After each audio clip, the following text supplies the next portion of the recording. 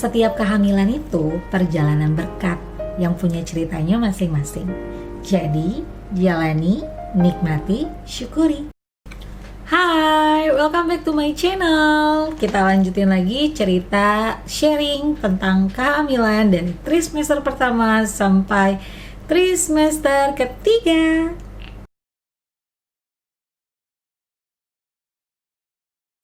Ya, morning sickness atau muntah-muntah.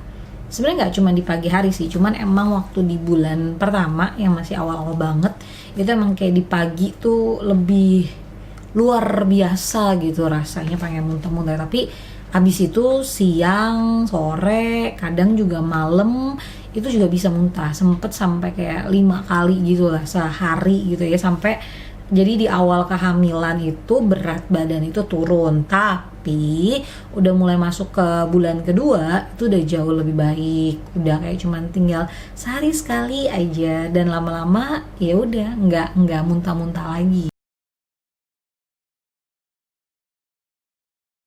Ya, jadi lebih sensitif sama baunya.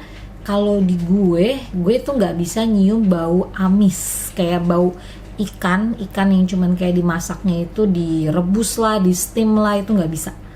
Ikan yang amis banget gitu ya. Terus kayak bau, nggak tahu, kalau waktu itu gue nggak suka sama bau kulkas, nggak tahu, kayak pas buka bau kulkas kan, kayak di kulkas ada banyak makanan, sayuran segala macem, jadi kalau buka itu bawaannya tuh enek gitu. Terus nggak suka sama bau apa lagi ya, bau-bau, ya pokoknya lebih sensitif sama bau-bau yang ada, itu bener banget.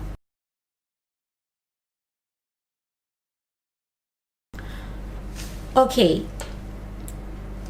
Jadi kalau di trimester pertama muntahnya itu parah banget, sebenarnya udah mulai masuk ke trimester kedua itu muntah udah hampir bisa dibilang sehari bisa lah nggak muntah gitu. Jadi kayak frekuensi muntahnya tuh udah jauh berkurang banget, kecuali emang makan makanan yang terlalu berasa, kayak misalnya terlalu pedas atau terlalu santan, atau mungkin yang kayak tadi gue ceritain juga, makan makanan yang suami gue nggak bisa makan tuh pasti dikeluarin, sisanya udah lebih bisa makan. Nah, cuma yang terjadi di gue di trimester kedua itu sebenarnya jadi kalau kata orang dibilang kalau trimester kedua itu waktunya yang paling enak gitu kan ya, bisa baby moon, lebih bisa jalan-jalan, tubuh lagi lebih enak dibawa kemana-mana. Nah justru kalau di gue malah di trimester kedua itu gue malah mengalami yang namanya infeksi saluran kemih. Jadi teman-teman, terutama teman-teman yang lagi hamil ya, itu penting banget untuk minum minimal 2 liter sehari dan gak boleh menahan pipis. Yang gue lakuin adalah kalau misalnya siang itu gue gak tahan pipis, gue gak nahan-nahan maksudnya ya.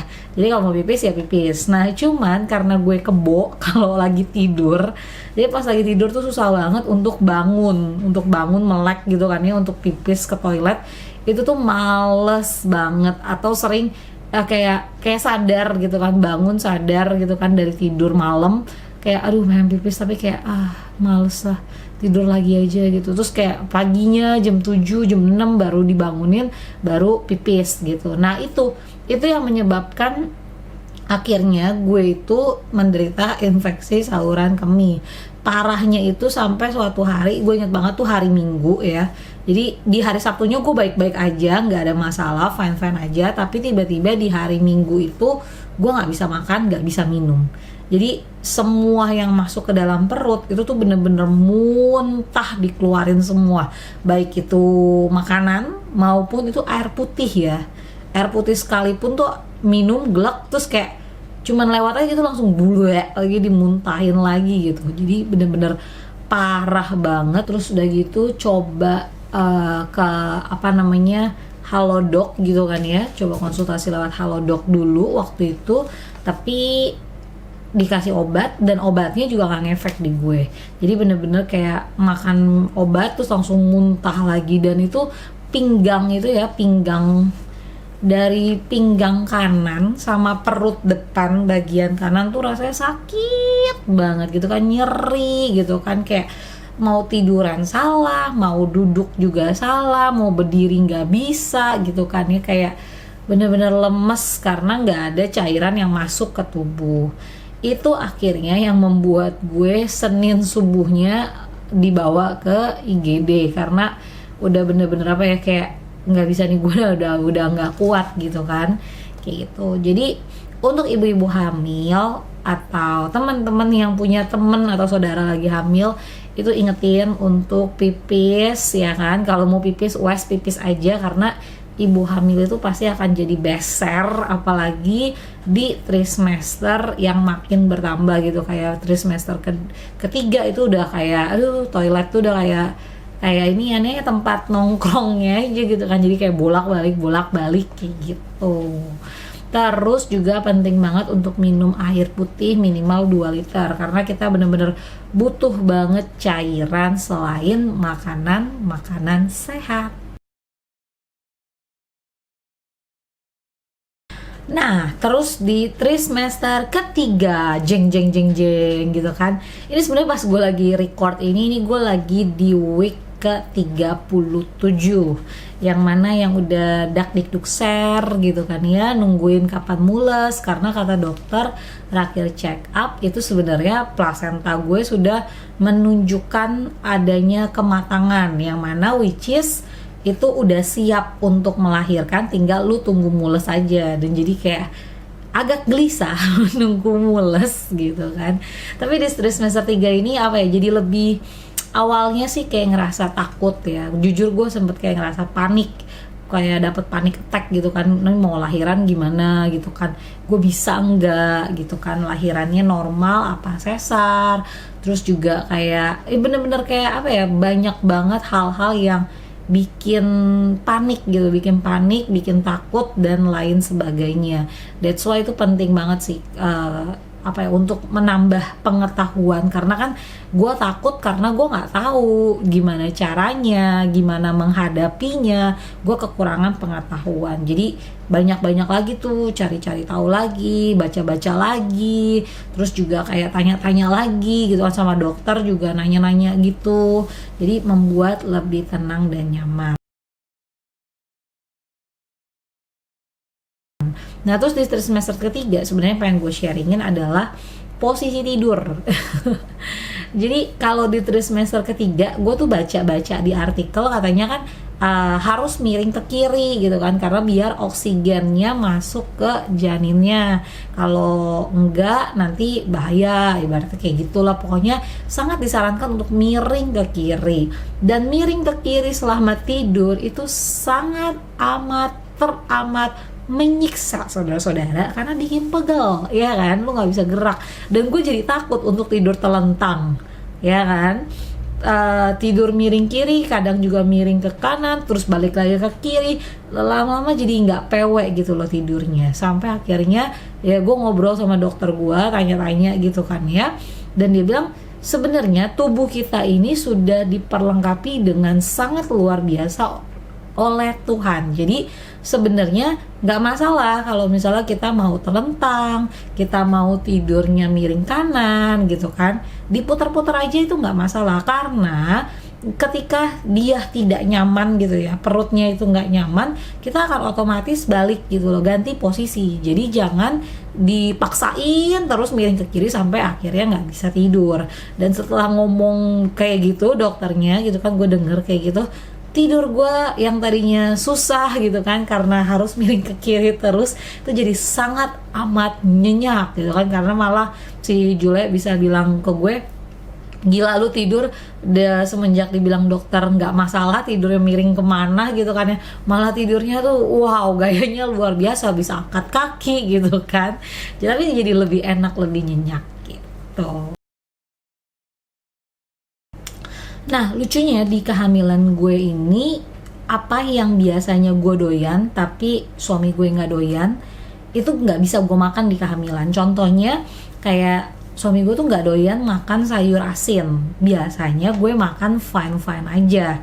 Nah cuman pas lagi hamil kayak gue jadi nggak bisa gitu makan sayur asin. Terus juga dia nggak bisa makan bandeng, dia nggak doyan.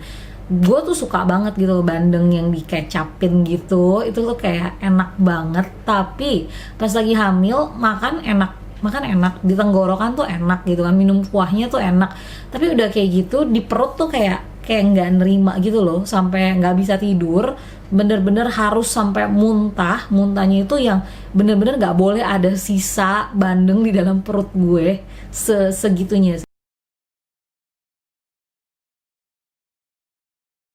Yang dilakuin khusus itu yang pertama jadi lebih apa ya, lebih mendekatkan diri aja sih ke Tuhan, jadi lebih banyak berdoa juga, lebih banyak apa ya, jadi lebih banyak bersandar gitu loh, karena kan maksudnya ya kayak kehamilan tuh rentan banget gitu kan ya, kayak makan aja juga kadang kayak susah masuk segala macem, jadi lebih membawa diri untuk melakukan hal-hal yang positif. Contohnya kayak yaitu lebih banyak mendekatkan diri ke Tuhan, lebih banyak berdoa. Terus juga penting banget untuk sharing sama teman-teman yang udah mengalami duluan gitu ya. Maksudnya kayak gue suka banget sharing atau tanya-tanya sama teman-teman gue yang udah punya anak duluan, yang udah pernah hamil duluan. Jadi dari mereka juga banyak sih, banyak kebantu banget tuh, banyak banget.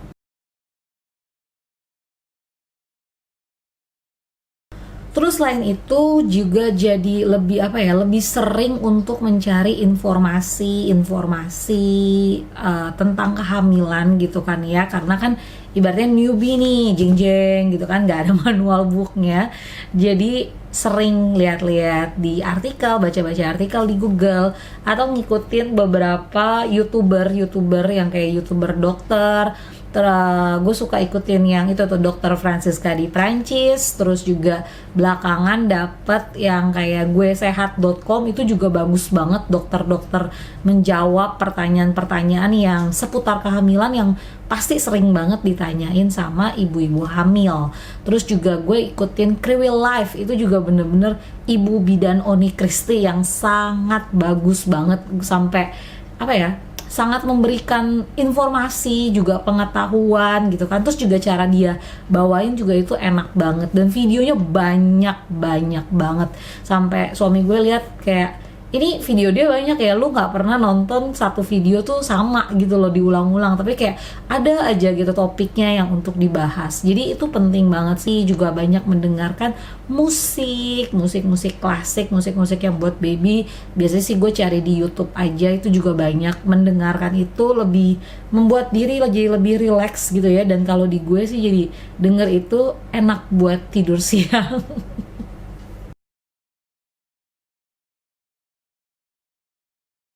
Ya, untuk makanan sesuai dengan anjuran dokter, yaitu makan di dalam porsi yang lebih sedikit tapi jadi lebih sering. Jadi biasanya kalau gue cuma biasa makan 3 kali sehari, pagi siang malam, itu jadi kayak dijeda gitu. Pagi bangun tidur, breakfast gitu kan, makan, terus udah gitu kayak sekitar jam 10 atau jam 9 itu cari cemilan lagi, makan lagi, jam 12 makan lagi, nanti jam 3 atau jam 4 udah kruyuk gitu kan, udah lapar lagi, cari makanan lagi, terus nanti jam 6 atau jam 7 makan lagi.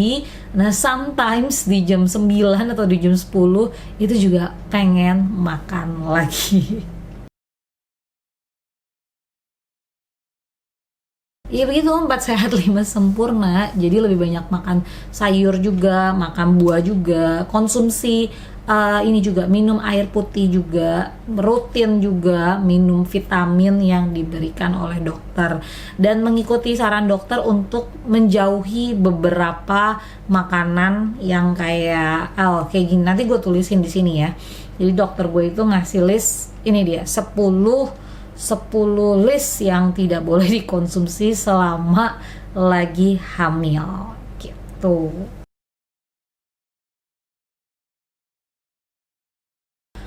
Terus satu lagi yang nggak kalah pentingnya adalah buat gue ya, gue itu mendownload aplikasi kehamilan. Kan sebelumnya waktu yang di video kemarin, gue udah sempat mention aplikasi untuk menghitung menstruasi itu yang namanya Flow.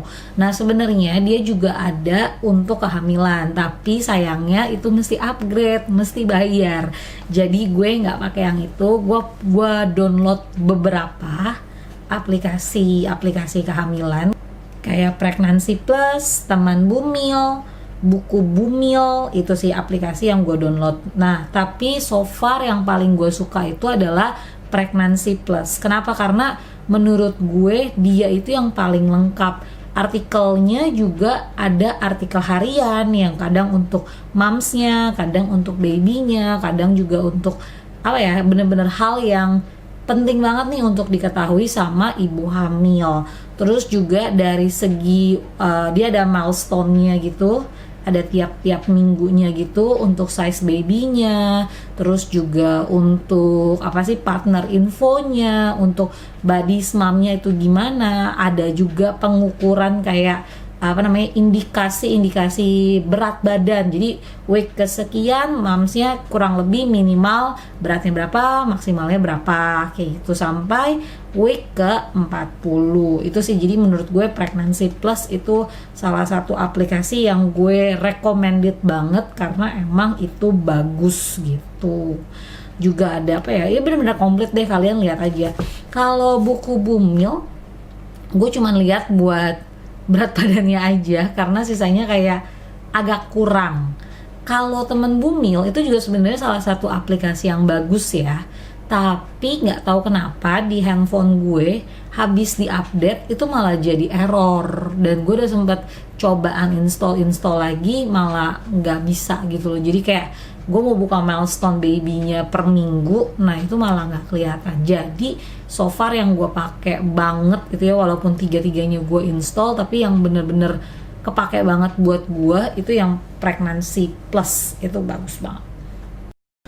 Oke, segitu aja kayaknya cerita dari gue dari trimester pertama sampai kurang lebih trimester ketiga yang belum selesai ini, karena ini gue masih week 37 lagi dakdikdukser untuk menantikan kapan mules.